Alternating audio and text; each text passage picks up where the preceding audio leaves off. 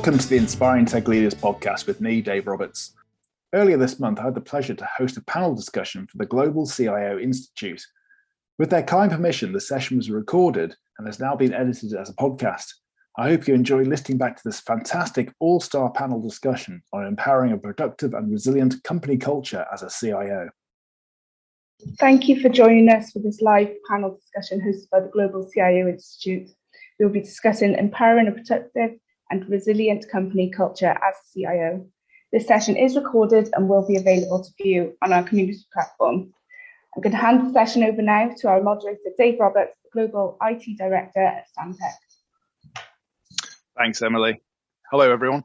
I'd like to welcome you to this fantastic panel. Really excited to see all of these people today. I know them all individually and they are fantastic. So really looking forward to this session. So if I could maybe just start with yourself, Avril, if you want to do a quick introduction to everyone. Good morning, everybody. I'm Avril Chester. I'm the Chief Technology Officer here at the Royal Institute of British Architects. Brilliant. And Joe, do you want to go next? Yeah, good morning all. My name's Jo Drake and I'm the Group CIO at THG. Excellent. Danny, you're next on my screen. Hi, I'm Danny Attias. I'm the Chief Digital and Information Officer at London Business School. Brilliant. And finally, Freddie. Hi, good morning all. Just to complete the set, I'm Chief Technology Officer, yet another acronym of Times Higher Education. Good morning all. Brilliant. So just to kick this panel discussion off, what I'd like to do is just explore with each of you really, what changes have you seen within your organizations over the last 2 years? What culture has changed that has influenced productivity and resilience of the organization? So Freddie, perhaps if I start with you. Oh, wow. Okay.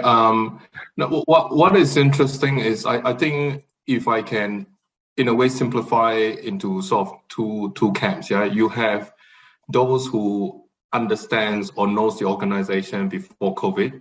So for those of us, I think we are quite comfortable because suddenly we get something extra, such as flexibility in our sort of personal lives that helps us to manage that with our professional lives. So that's one aspect. But I think the other aspect is the fact that now we have a group of people who never really know about your company culture because they're not physically there for you to experience it. So I think that is quite interesting thing that we're still trying to grapple, trying to understand how do we blend the two together. Okay. And what about you, Joe? What changes in culture have you seen perhaps over the last 2 years during COVID? I think we've always been a quite robust and resilient team anyway. And I've said it a few times before, we were always preparing for a disruption of either, acquiring businesses the same size as us and needing to integrate them or a pivot or we're a very diverse business. So things can change very quickly. So we were always very sort of resilient and robust. And we always have this strong belief that anything is possible.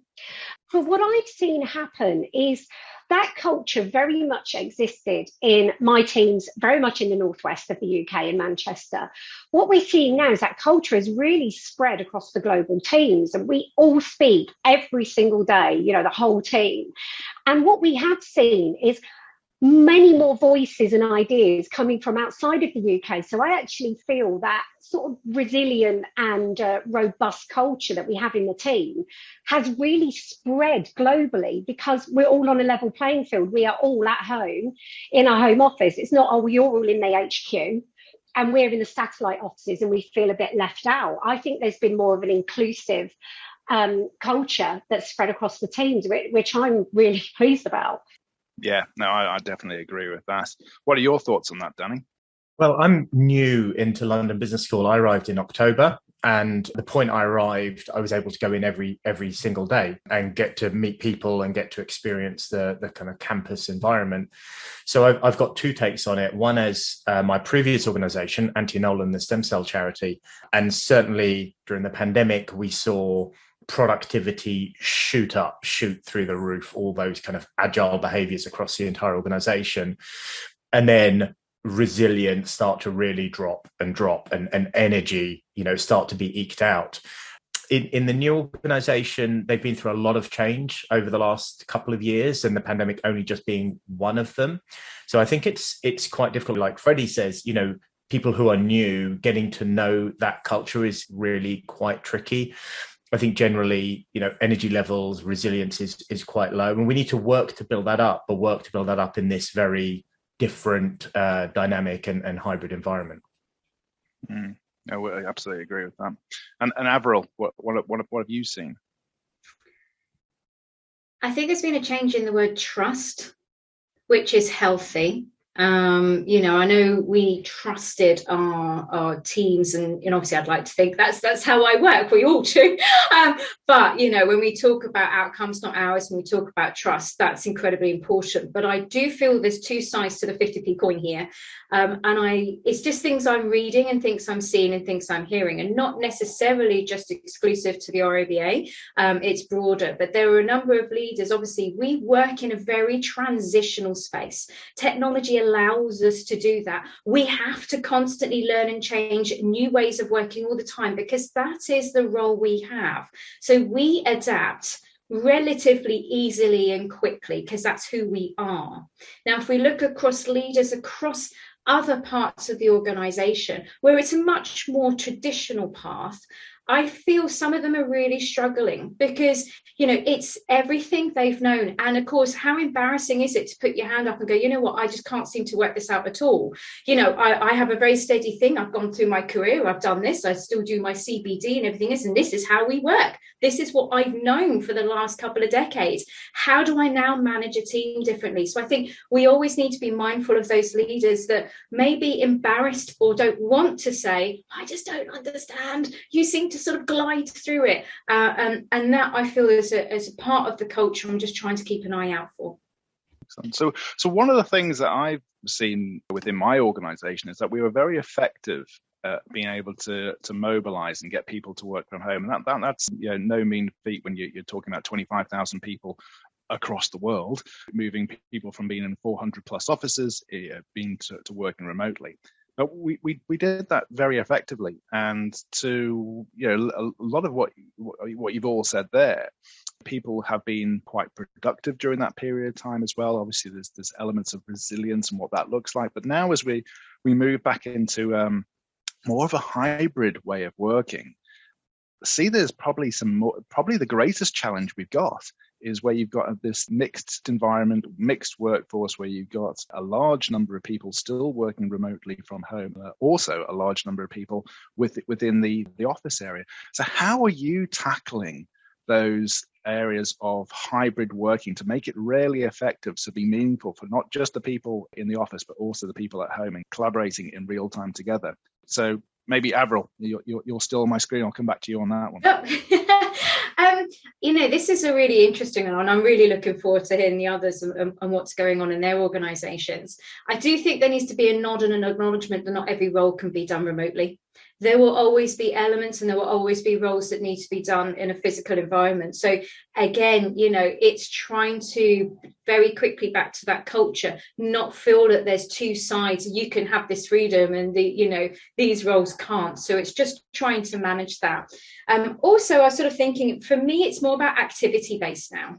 We frequently hear people, I don't want to travel into the office just to sit on my Teams call, because I can do that at home and I know where my kitchen is and I can quickly get my cup of tea and it's nice and easy. But actually, the power of being together is that collaboration, those workshops, the monthly team meeting. We can really thrash out some more of those more sort of hearty issues where you're together. So we're moving more towards, if it's an activity-based piece, which is beneficial for us to be more in person or use as a hybrid style, great. But also those that don't have the opportunity to work from home, don't have the same, don't have a room that they can use and they're still in shared accommodation, is making sure that they feel part of the party. And it is, the more emphasis actually is on the person that's managing the meeting to draw in the people, whether they're in the room. They have to be much more alert about calling people in. So it's just a different style and technique. And Danny, what are you doing? So when I started, there was a kind of mandate. Everyone should be coming in at least 2 days a week. And there were a lot of gripes about it. And people kind of felt that they were being forced to come in. And as Avril says, we're coming in for the sake of coming in, and there's not. And so we talked about being sensible, and we talked about making events so that it's worthwhile. And in the end, it got to a point where all we were talking about were the number of days people were coming into the office. So we weren't talking about innovation. We weren't talking about ways of working. We weren't talking about anything else. We were literally going, well, you didn't come in for a team meeting. So then I just drew a line under it and said, okay, the people that need to come in, we know who they are. It's the IT support, the physical, your job is here. You have to come in here. Same as a security guard is not going to work from home on Zoom. You have to come in. That's your job. Everyone else, you're adults, figure it out. Let's find our rhythm. And it really, the onus, as Avril said, the onus is on the organizer of whatever event it is to create an event that's worth coming in for. And there are people who come in 3, 4, 5 days a week because they're more comfortable doing so. And there's some that just don't bother coming in at all. And that's okay, because we get wonderful efficiencies working remotely. And I know from my own personal experience, I went in every single day from October to December. And it was brilliant. I just found it invigorating, full of energy, got to interact with loads of people. And then as we hit December and we went back into that work from home if you can, I was really like, oh God, I'm sitting in front of a screen. But then I tapped into all of that efficiencies and energy that you get by being remote. You could talk to more people, you could be more dynamic. And so now I'm just trying to find my own personal rhythm, and everyone will have their own. So I just think right now it's a case of let's be adult about it, find the rhythm that works for you, and let us focus not on telling people how often or when they should come in, but let's focus on creating those events that make you want to come in, that make it worth your while. Absolutely. I think that definitely resonates, and I can see Jo's been nodding her head along as you were saying that as well. So Jo, what are your thoughts on that? I think I actually think we were hybrid before the pandemic, because we're a large global team. We're not all in the same location. So you're never going to get everybody together physically anyway. It's just not going to happen. So we were working hybrid, even though sort of in the UK, we didn't really work from home in the UK at THG. Everyone went into the office. We love the office. Our offices are amazing. We're a very social bunch. But I actually think we've got better at the hybrid working, because when we kind of went back into working from home, and bearing in mind as well, in all the different countries around the world, the rules were different at different times as well. So we had to bear that in mind with the global workforce. We also had to bear in mind those roles that couldn't work from home. So we always had people that had to be in the data center, the operators in the data center, they needed to be in there, the warehouse technology people, they needed to be in there to make sure that the pick and pack's working properly, and the label printers are working, and the conveyor belts are running, and all of that sort of thing. So we've always been hybrid, but I think we've got better. Pre-pandemic, there was that whole thing that if you weren't in the room, you were forgotten about. People had their back to the screen or to the camera, and people found it difficult to get attention that were remote. And I think we've improved technology in the rooms and the way that we do that, but meeting etiquette, even using the inbuilt features in some of the platforms, the hands up, the questions, the polls, make it much easier for us to include people that aren't physically in the room. And even though we've all been in the same situation with the pandemic, we are all been in very unique situations with our home situation, our location, our working hours. So it's a very individual thing that we've all had to work out what's going to work for me and my role and my life, and really thinking about that. When am I at my best? Am I at my best in the morning, in the middle of the day, in the evening? When am I going to fit my family life in, my personal life? So I think there's lots of different things that we were already doing, but we've got better at working in that hybrid environment, because the pandemic has taught us to manage people remotely in a better way, especially meeting etiquette. I agree with that. And what about you, Freddie?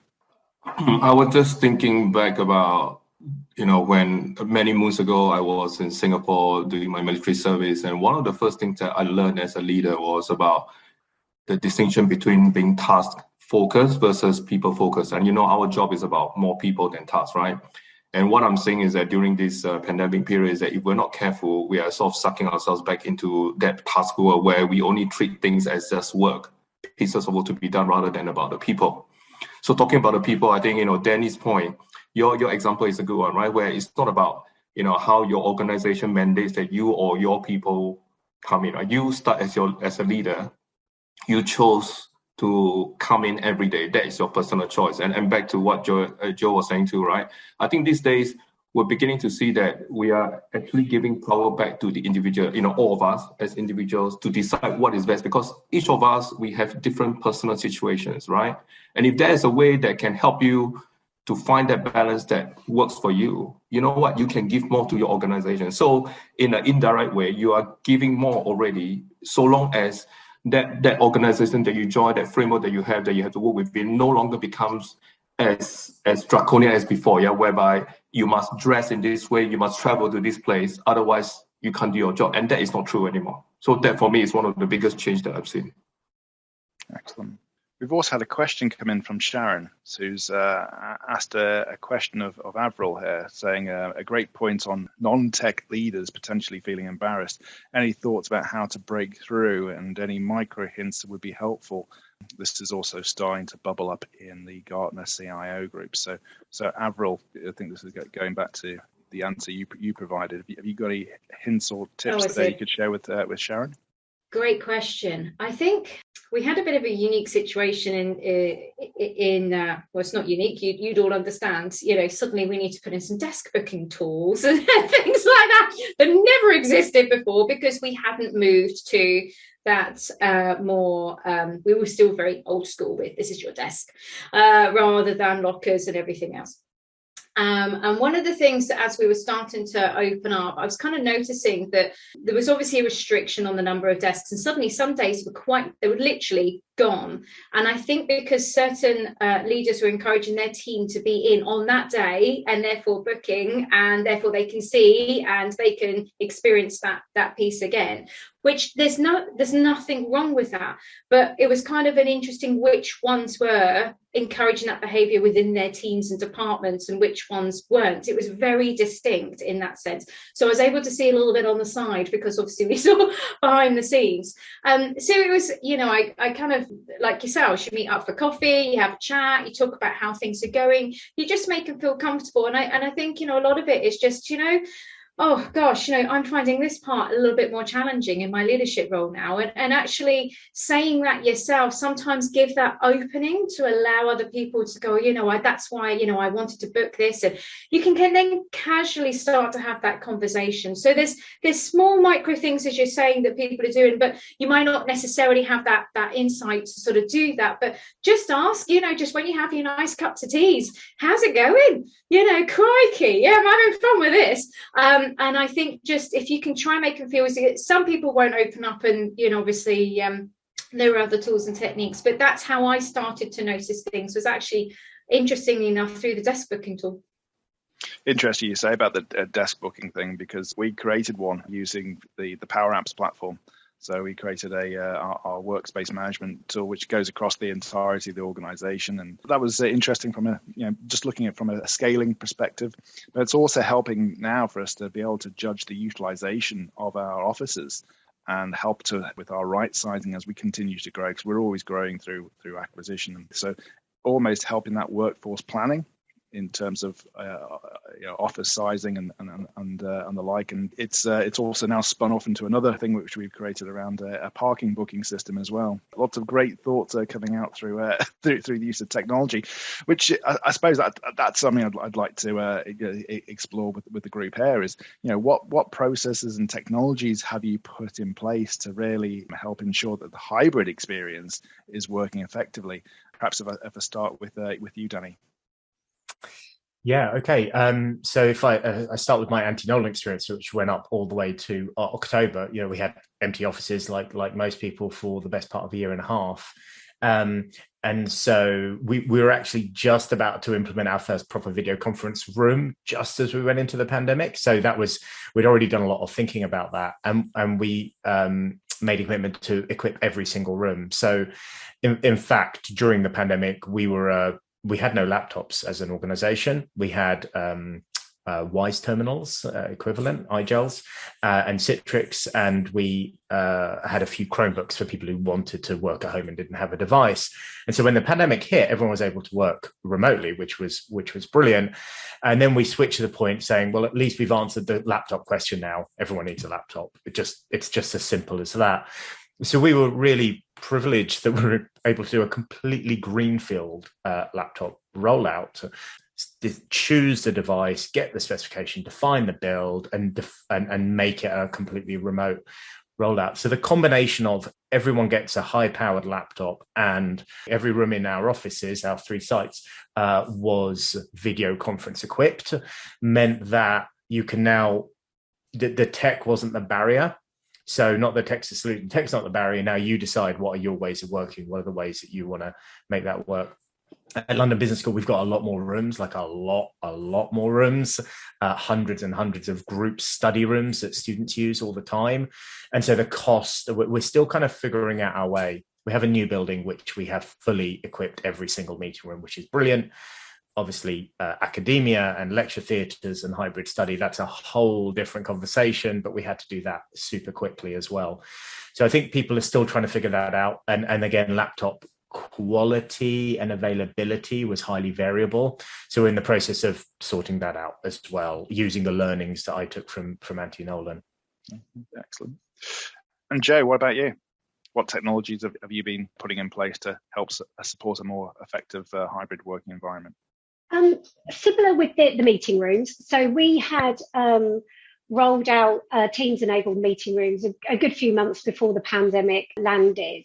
But we had gone from 0 to like 150 Teams-enabled meeting rooms in a matter of weeks. So we kind of did it still on the scale. We didn't really get a chance to try them out much with a few test rooms. But it meant when people were going back to the office, they're very used to joining Teams calls. They just go in a meeting room and hit join and join the room that way. We had to think about things like new starters. During the pandemic globally, how do we get them set up with all the access they need to do their job, all the systems with the right image on their machine? And again, luckily, just before the pandemic landed, we'd rolled out zero touch provisioning and device from factory to home, so we could switch it on and it would do all of that. Lots of work around automated joiners, movers, leavers, and role-based access control, making sure, the minute somebody lands, because we have between 150 and 200 people joining every Monday, we wanted them to land and have access to all the systems they needed to do their job instantly, ideally a day or two before they actually started. So we had to do a lot of automation and a lot of working out how we're going to continue to grow and expand the business in this situation. And then things like, we'd rolled out Okta for single sign-on and MFA just before the pandemic as well. So when we got faced with, we need to roll out a completely new CRM globally, without something like Okta, that would have been quite difficult, but we're able to just, give it to everybody. It lands on their Okta workspace landing page. And then you've got to go, well, how do we train everybody? Well, we can do all of that virtually and remotely, and we can record these sessions and we can do little snippets and help guides and a drop-in digital surgery. And we rolled out things like booking appointments with our doctor, our mental health first aiders, making online resources available around mental, physical and social health, which was something I'm sure we'll come on to talk about this later, but that became a real top priority for us, was looking after the health of our employees whilst they're in this new working environment. So we rolled out technologies around that sort of thing as well. Excellent. And Avril, what have you been implementing? Part success, part not, to be perfectly honest with you. So at the RIBA, I suppose, like a number of organisations, the obviously income hit really dramatically. So our financial situation's in a different place than it was. My budget envelope's been reduced quite significantly. And yet, obviously we need, and then everyone acknowledges that. On top of which we have a very public building. So 66 Portland Place is our prestige public building in London, of which we have, exhibitions, events and things like that. The actual office buildings we haven't opened. So when we talk about working from the office, it's been learning about using some different remote satellite sites. It's about sort of putting in some things into the old building, into those really cold rooms, and of course part of this is they're going to redevelop the office because it desperately needs it. There's some things that are there, so I can't go and buy lots of wonderful equipment to fix in rooms. I can't afford some of the stuff. So some of the things we put in place obviously is so we can move it around, we can share it between where needs it.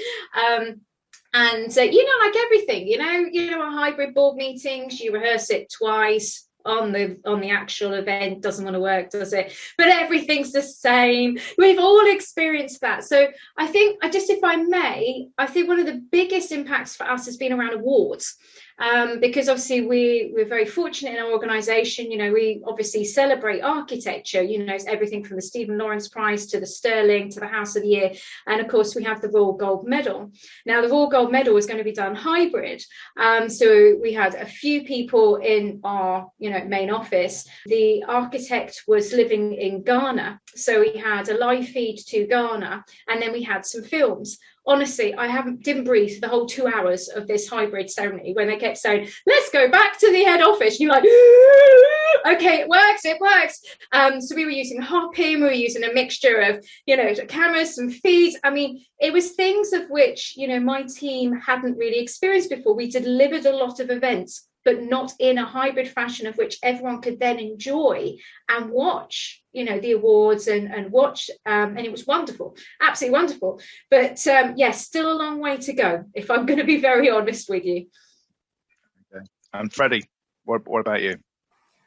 Yeah, I joined Times Education a month before COVID, and the challenge then was more about bringing people into the office rather than remote, right? So I think a lot of the tech stuff was not an issue because, many parts of the organization, especially my part in engineering, they already have a remote first policy, right? So that was the easy part. But when I look at some of the tools that really help us, one of the things that's missing from this virtual world is, when you need to be able to brainstorm an idea with somebody, you get a lot of energy, a lot of stuff coming out from being physically together in front of a whiteboard. We talked about, Joe, your whiteboard earlier on.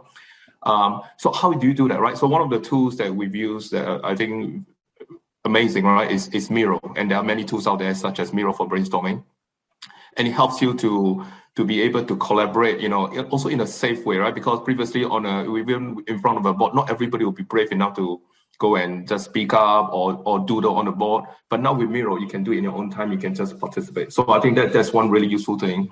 The other one that I think, Avril, you touch upon is that, part of the business is events business. And you can imagine during COVID, suddenly you cannot have any physical events anymore.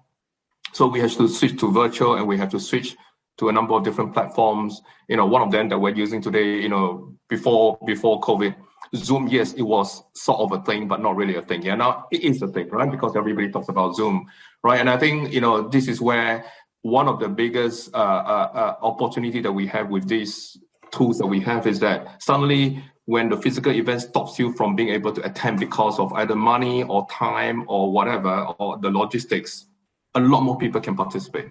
So I think there are definitely tools out there that we benefit so much from. And this is why it's for us as leaders in tech, it's great that we're able to use, tech for good, tech enablers to help organizations. I'm not saying that there are no challenges, which probably will come later on, but we need to really help people to really understand the benefits of technologies.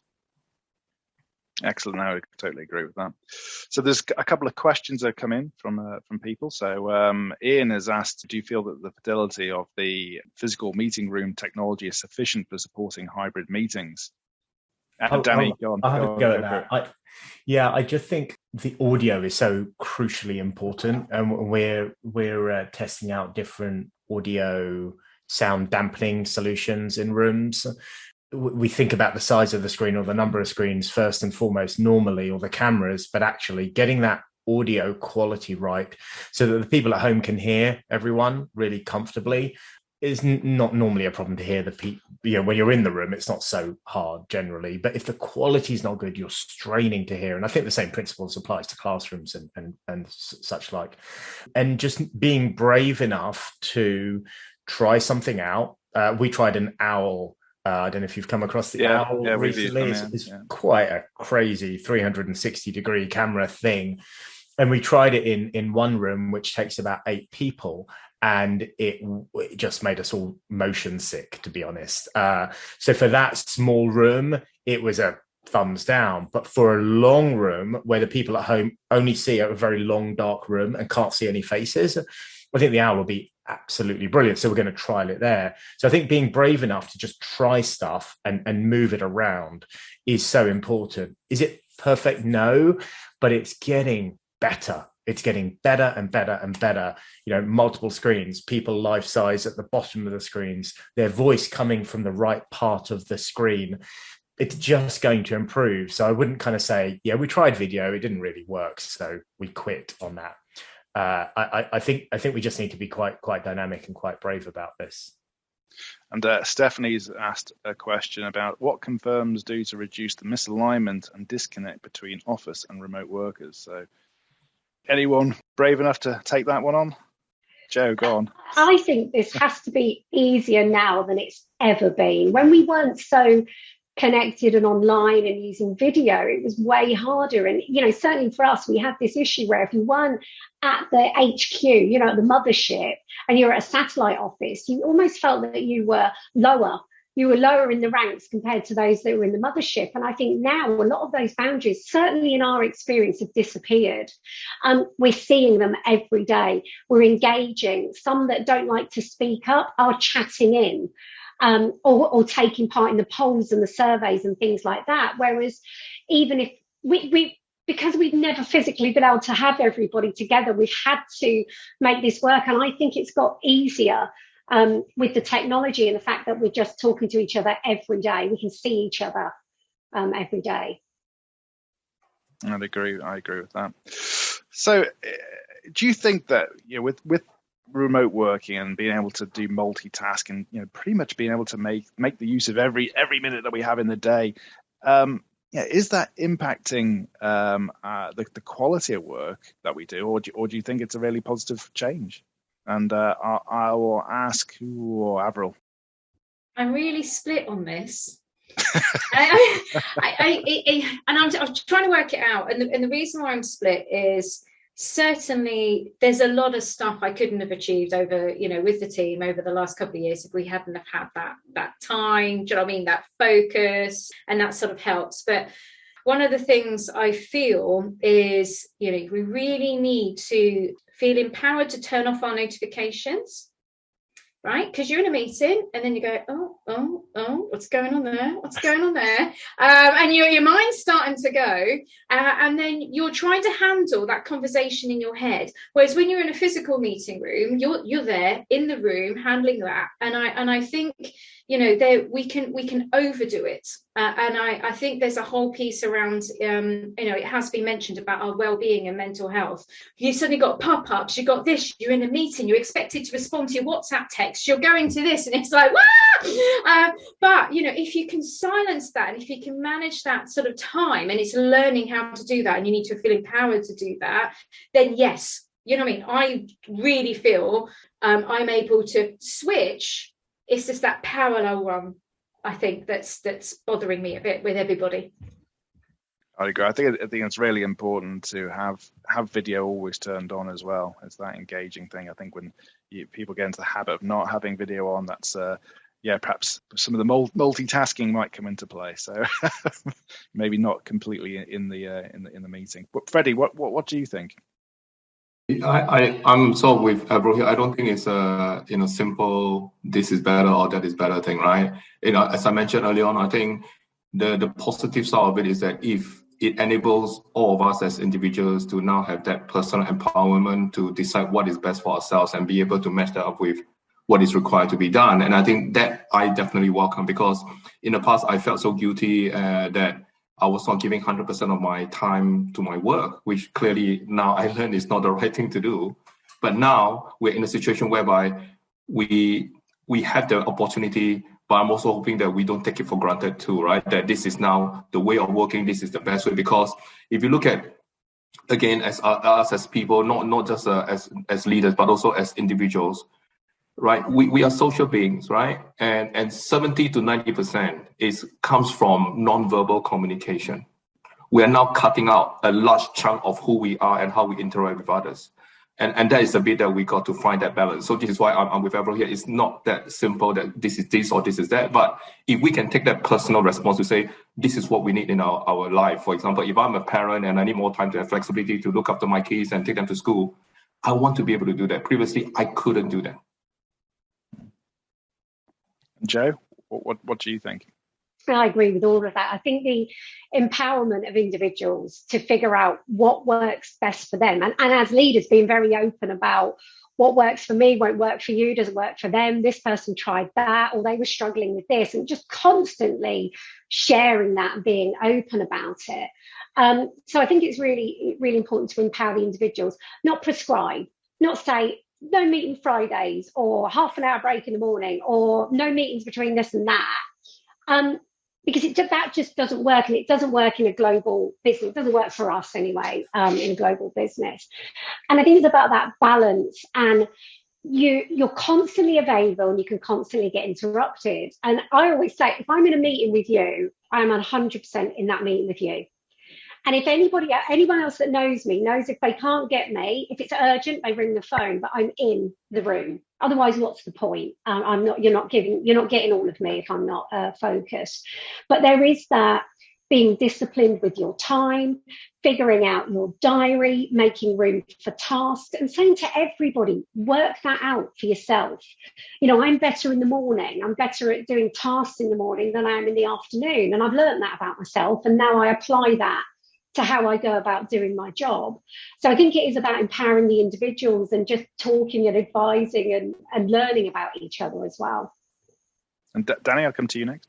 Yeah, very similar, without wishing to repeat, but Avril's point about notifications, I remember going on to a meeting about halfway through the pandemic and saying, look, guys, please just switch off your notifications. And I got some anonymous feedback afterwards going, oh, it was great to be given permission to switch off. I'm like, you don't need permission to switch off your notifications. They kind of feel like they have to be always on all the time. So that my conscious decision, the beauty of a new role is you can get a chance to reinvent yourself, is to really role model certain behaviors. So they are about reminding people to switch off their notifications. It was a really meeting heavy culture, and just going, why there's so many meetings, really empowering people to say no to meetings or challenge or think, or, just be grown up about it. And so one of the very small things is lunchtimes. Now, we're not a global organization, so just going, you don't book meetings over lunch breaks. Just go, oh, well, it was the only space I could find in your diary. There's a reason for that. That's so we can have a break.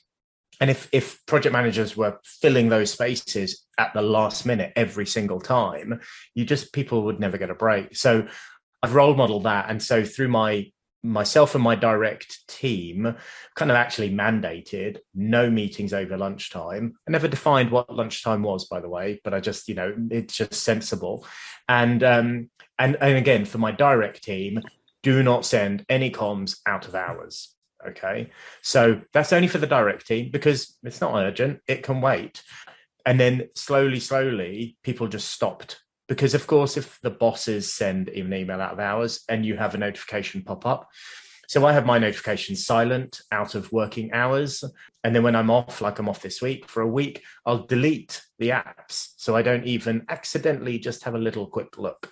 I can do that. I can afford to do that. I've got a great supporting team. We're not multinational. So I know it doesn't work for everyone, but just reducing the noise, like Avril said, when you're in a room with someone, you're in a room with someone.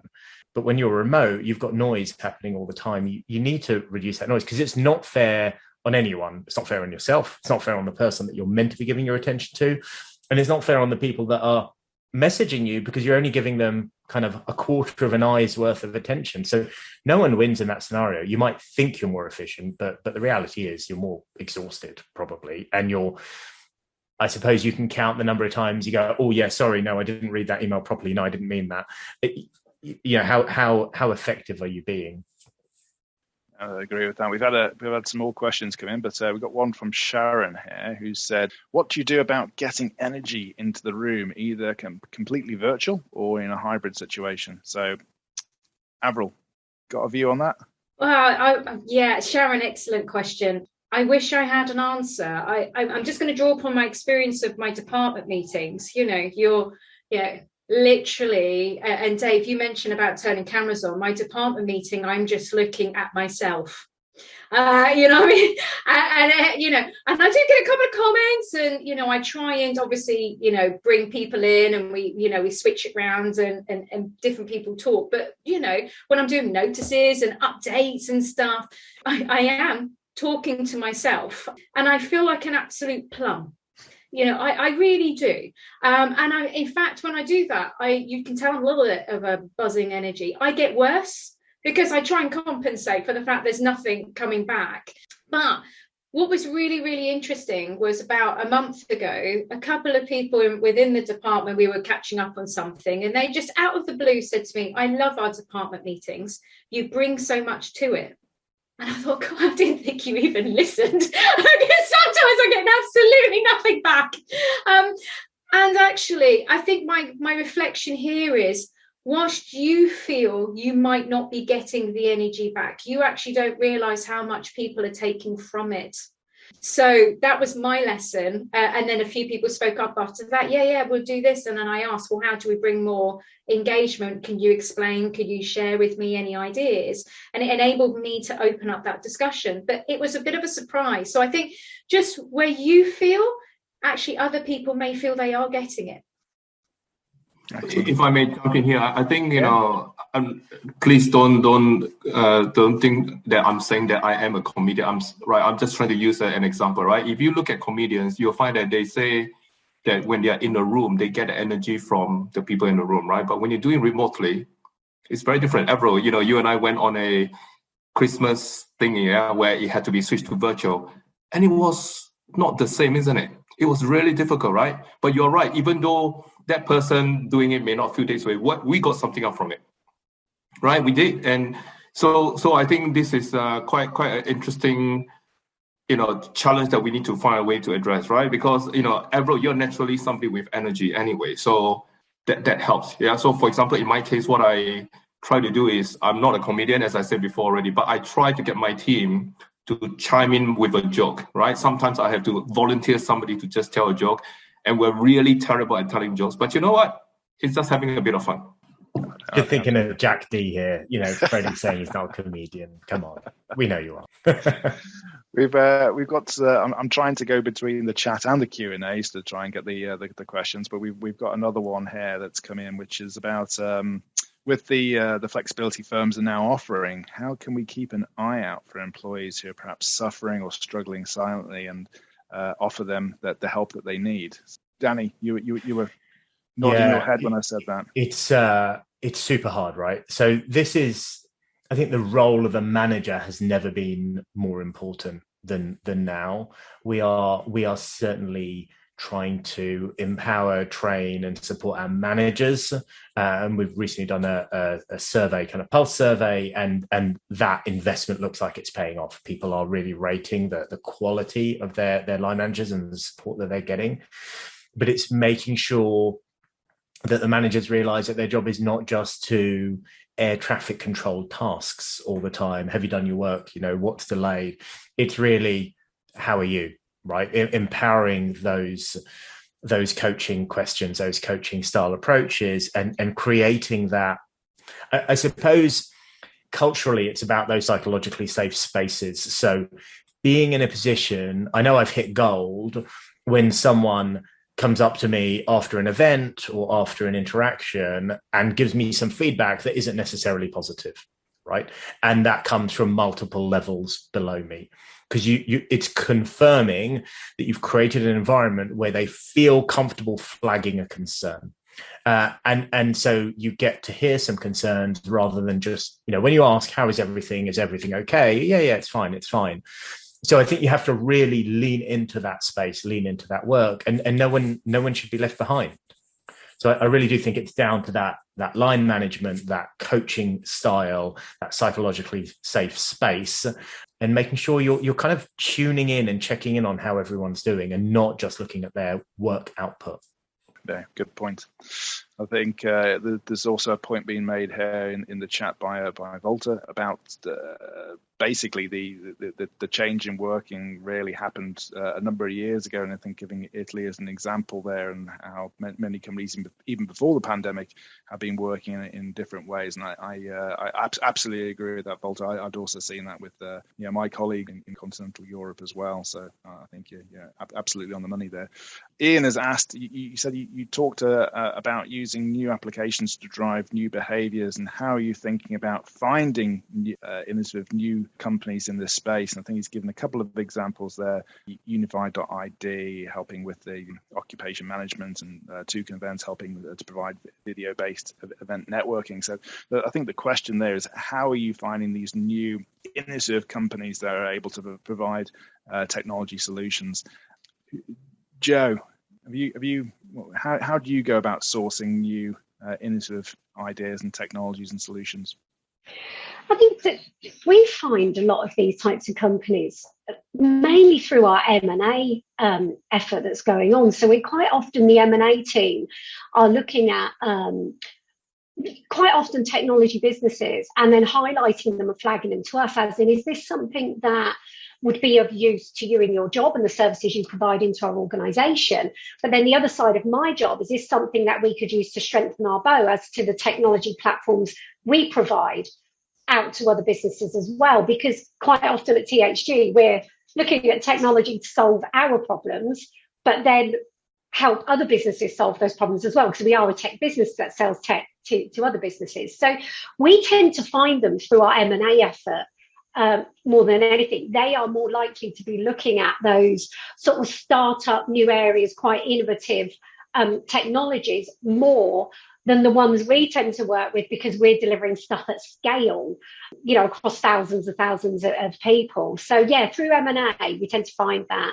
And of course, conferences and talking to colleagues and our community and network, which is of course really strong in the tech industry, and finding out what others are doing as well. And ultimately trying things Danny mentioned with the meeting room stuff, constantly evolving and changing and thinking about what technologies can be applied to which situations.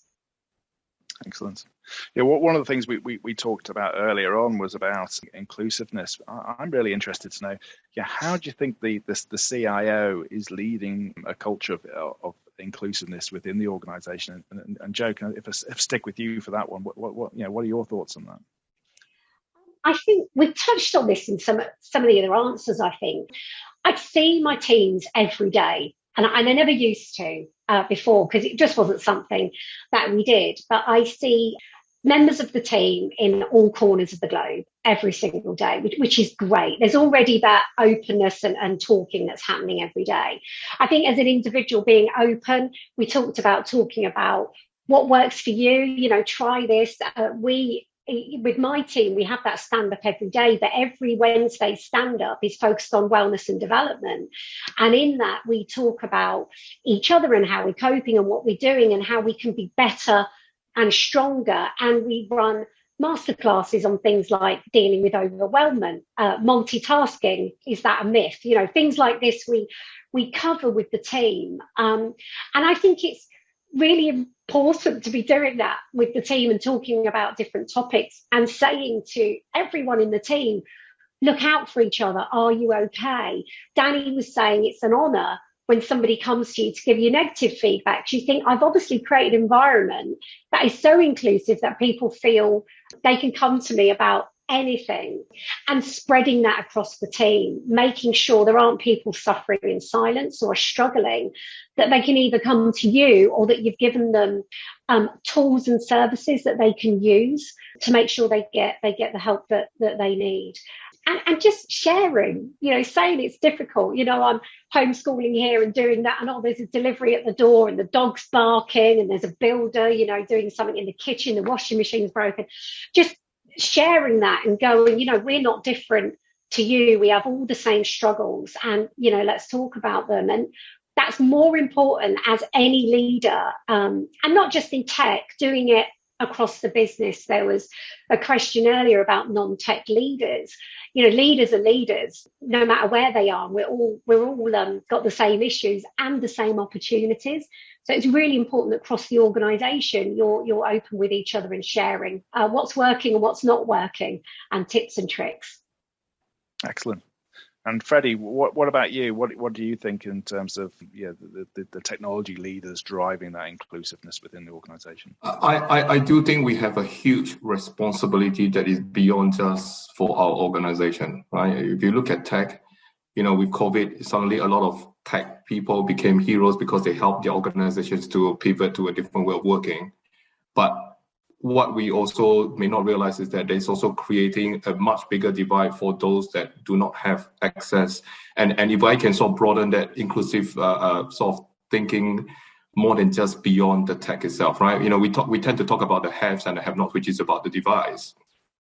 But we also need to think about the cans and the cannot. So this will be about people with the skills or not.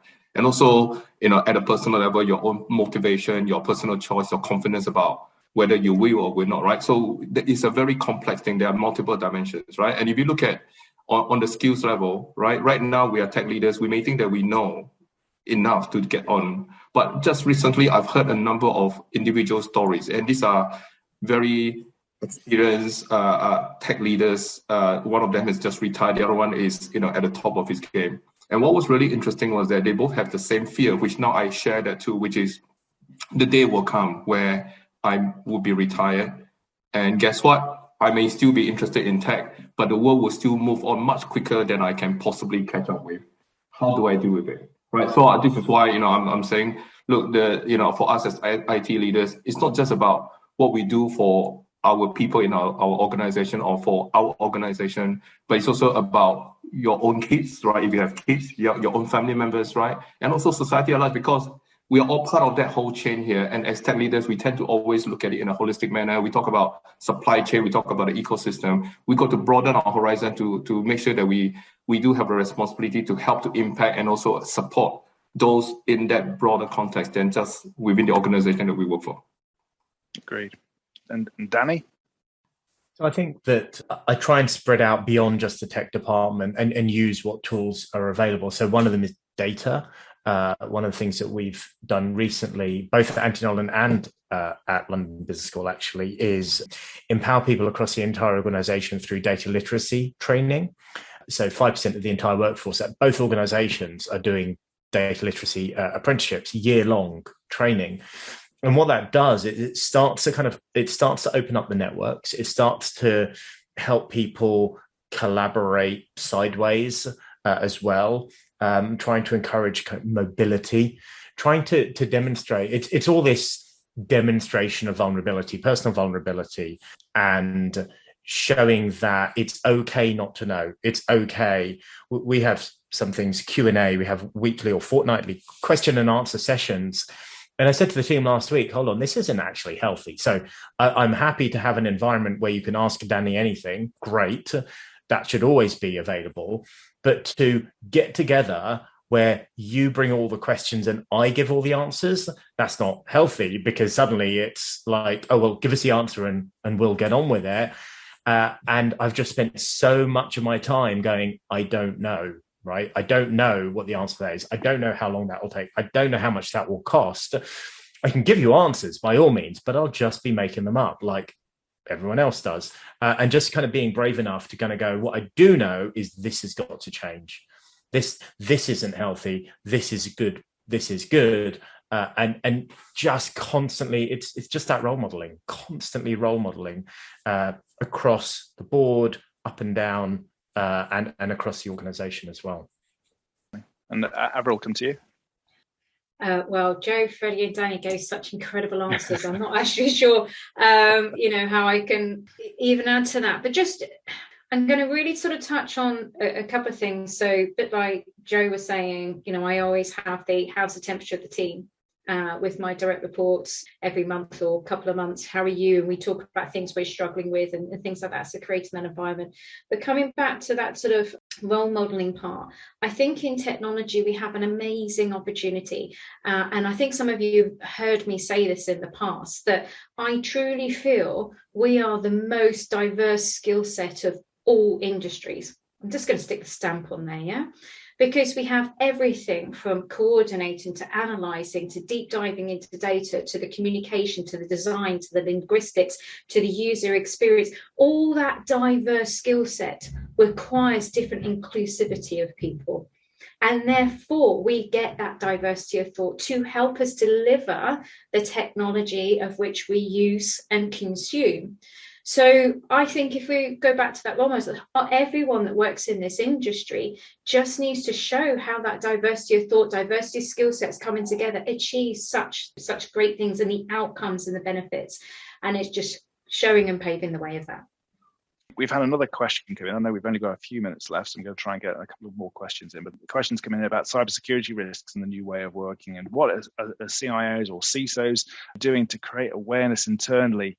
And is this something for the cybersecurity department only, or are we doing something to ensure everyone is included? So, Freddie, what are your thoughts on that? I think it's a very hot topic question that everybody gets asked. Yeah, but I think, for those who really understand cybersecurity, cyber safety, right, this is more than just an IT department issue, right? This is a business risk. So this is why if any organization needs to understand this, they need to be getting to their top leadership team to make sure that they own the risk register, and that is one of the items on there. That would be my response. Absolutely. In the middle of ISO 27001 audits at the moment, I know all too well that it is everyone's responsibility. Information security is everyone's responsibility within the organization, not just the IT department or not just the IT security area. It is something that everyone needs to own. That's a whole awareness piece. So in the last couple of minutes, final question for the group here. Fast forward 5 years from now.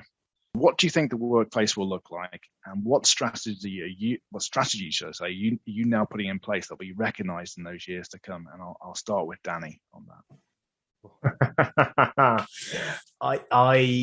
So I'll refer back to the data piece, right? The third thing that I did was launch this data apprenticeship. 35 people, all learning the fundamentals of data, understanding what data science is, and start to get under the skin. I think that is the thing that is going to make the fundamental difference. Yeah, there's lots of stuff about ways of working and upskilling the organization and mobilization between in and out of technology and culture setting. But I think if we can get on top of the fundamentals of data, then we've got a platform upon which we can build, we can make decisions, we can understand customer journeys better. Excellent. And Avril? See, I'm glad you went to Danny first, because it's always a fun one. I'm going to be really controversial. I'm going to say nothing would have changed. Purely because Industrial Revolution lasted over 100 years. I know things are speeding up, right? But how long have we been talking about cloud? So many people are still trying to use cloud native, right? 14 years ago when I worked for Amex, I was the only one in EMEA. I had my project team were out in Asia Pac and America, and therefore I switched my hours and did remote work, and then still the same. So 5 years, I think, is a bit too. If you've gone 10 or 15, Dave, I think, I think 5, I think we'll still be talking about best ways to do hybrid. We might have kind of, smashed the kind of hearing side of things, if you know what I mean, and, make sure we sort of got that inclusivity there. But I'm going to go nothing much. Okay. Bit brave. Controversial. Freddie, what about you? Well, I mean, yes, I think at least one thing would happen, right? We have an office policy. We have a remote first policy. Now that hybrid is a thing, there should be a hybrid policy just to make sure that it's fit for purpose. That's my view. Okay, and Joe, I'll give you the last word. I think on this, rather than trying to guess or decide what it might look like, we know it's not going to look anything like the past. We know that for sure. I think the focus, when it comes to putting strategies and things in place for the future, I think it's about that empowerment piece, because whether it's hybrid or it's going to be hybrid, but it is about the individual working out and empowering them to make decisions about how they can be successful. wherever they're working. So for me, it's about working with individuals and teams and working out how can they put themselves in a position to be successful, both professionally and personally. And then whatever environment we're in, whatever it looks like, I think we've got a better chance of setting up people for success in the future.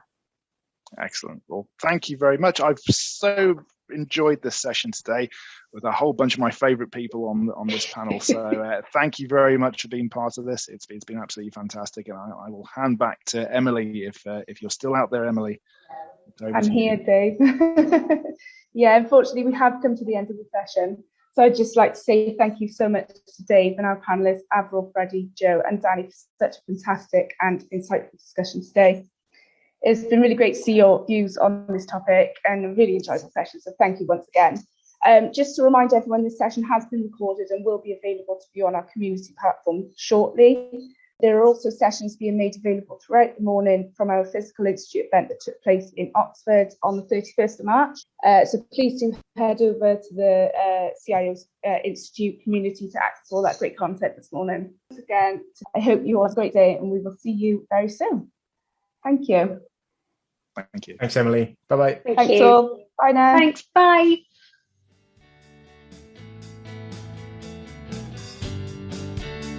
Please remember to subscribe to the podcast and stay tuned for more inspiring tech leaders.